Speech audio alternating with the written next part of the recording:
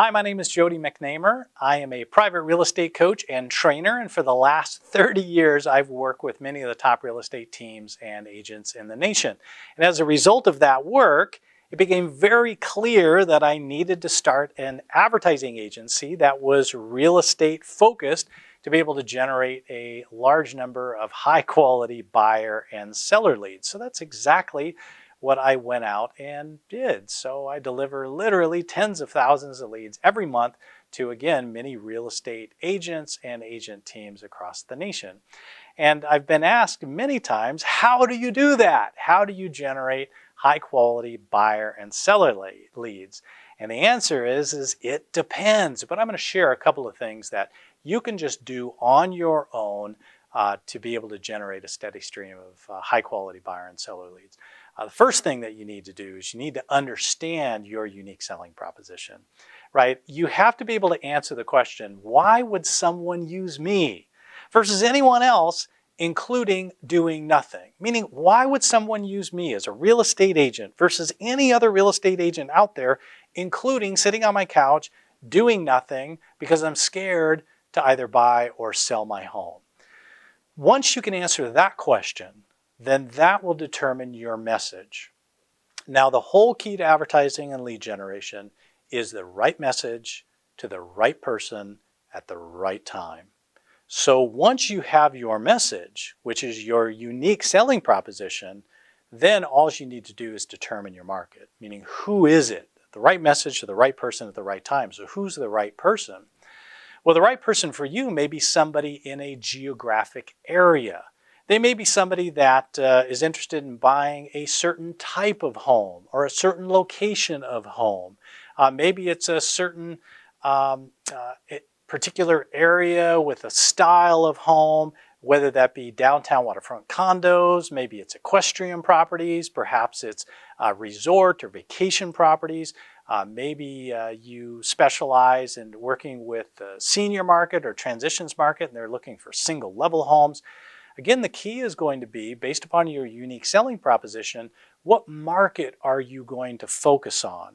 So the other key point is that you really have to, in your advertising and lead generation, be a specialist, not a generalist. I see this happen all the time, and that real estate agents will just go out and market their services, but they really don't have anything that has been a unique differentiator for themselves. And it's essential. So number one, define your unique selling proposition. Second, then, define your specialty. What area specifically are you going to go out after? What type of client are you looking for? Because realize that if you're not speaking to someone, then you're potentially speaking to everyone. The problem with speaking to everyone is that your message is going to get lost. When someone is talking with another person at the level that they may comprehend real estate, at the particular interests that they have in real estate, you're going to resonate with that person. But the problem is if you're advertising, you're broadcasting, your messaging, it's not specific. So your messaging has to be targeted, and that's the audience portion of this. So just ask yourself, okay, based upon my unique selling proposition, why somebody would work with me versus anyone else, and my particular specialty, the area or location, the type of real estate, the type of client that I work with, then you can start crafting your messaging and start identifying your audience. So how do you identify an audience? Well, there's a lot of different ways you can do that. Traditionally, maybe someone has defined a neighborhood as an audience and they'll send postcards out, maybe just sold or just listed postcards. Maybe they'll do door hangers. That's a great example of marketing where they're defining an audience. Maybe it's every door direct mail, and every door direct mail, again, it's just specific zip codes, in this particular case, carrier routes that a postal person is assigned to.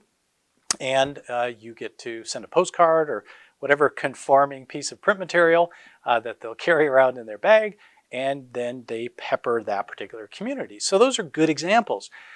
You also have the ability to do that digitally. So a lot of people say, oh, I'm going to put Facebook ads. Well, Facebook is, just the kind of beginning buzzword that everybody uses in real estate, but There's actually Google pay-per-click, there's YouTube, there's other platforms like Instagram, and some newer platforms that are coming up that are still experimental in nature, others that are proven in nature. Then there's this whole world of what's called geofencing. And geofencing, it's a really exciting technology because you can really start identifying literally down to the house level how you want to potentially communicate with someone. So if you're looking for sellers in a particular area, you can create a geofencing campaign just around that where they will actually get your advertising on their device, whether it be a computer or whether it be their handheld devices. And it can become very, very specific in nature for them, which means that it's the right message to the right person and the right time we have no control over. But when it's time for them to be able to sell their house, because you've given them multiple impressions, there's a high likelihood that they're going to call you, especially if it's easy. Information, your phone number, your email address is right there accessible. And where it gets really exciting is if you use an integrated campaign. Now, a lot of people may say, oh my goodness, this is just so expensive. How do I keep up with all this? I don't have a budget for that. Well, an integrated campaign is just simply using geofencing in a certain area, along with maybe YouTube advertising or Google pay-per-click advertising, and it's all concentrating or converging on a single market.